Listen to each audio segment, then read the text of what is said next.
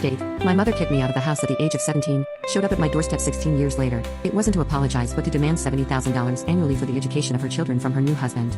When I refused, she resorted to violence, and I found myself compelled to contact a lawyer after things spiraled out of control. Part 2. My mother once told me that, above all, she wanted to save money and resources for the kids who truly deserve them, referring to the twins.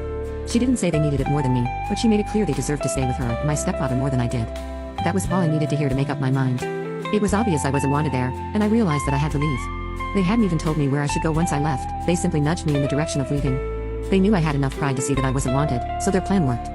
Technically, it wasn't even kicking me out in the way most people think of it, because they didn't force me to leave, but honestly, it felt just the same because they had backed me into a corner. I had no choice but to leave, and that's exactly what I did. The next day, I went straight to my grandparents' house. They weren't happy with what my mom had done, but they didn't cut her off either because they still